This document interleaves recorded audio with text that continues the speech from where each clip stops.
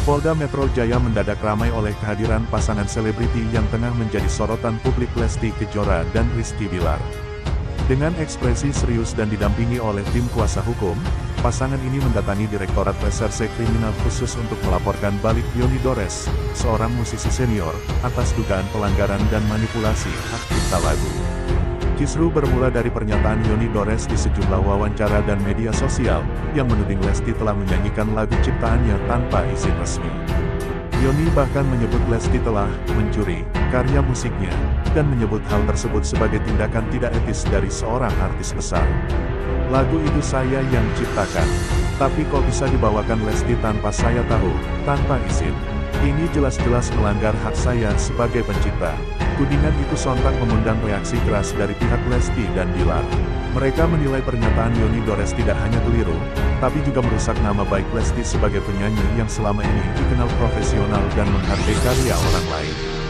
Kami datang hari ini untuk membuat laporan resmi atas dugaan pencemaran nama baik dan laporan palsu terkait hak cipta. Klien kami selalu menyanyikan lagu dengan izin yang sah dari publisher atau pemegang hak cipta resmi. Jadi tuduhan itu tidak berdasar. Menurut tim hukum Leslar, Lesti membawakan lagu tersebut berdasarkan perjanjian legal yang sudah dikonfirmasi ke publisher musik bersangkutan. Bahkan, mereka mengantongi bukti berupa dokumen kontrak, lisensi, hingga bukti pembayaran royalti yang sah. Laporan ini dilayangkan bukan hanya karena merasa difitnah, tetapi juga sebagai upaya edukasi hukum bahwa persoalan hak cipta tak bisa hanya berdasar klaim verbal. Terlebih, Yoni Dores disebut tidak lagi memegang hak eksklusif atas lagu tersebut karena sudah dialihkan ke pihak lain sejak beberapa tahun lalu. Kita ini hidup di era profesional. Semua ada aturannya. Kalau bicara hak cipta, jangan pakai emosi. Ada hukum, ada data. Jangan sembarangan nuduh artis seolah-olah kita maling lagu. Sementara itu, Lesti yang biasanya tampil tenang, tampak emosional ketika menyampaikan harapannya agar musisi senior seperti Yoni Dores bisa memberikan contoh baik dalam menjaga etika dan profesionalisme di industri hiburan.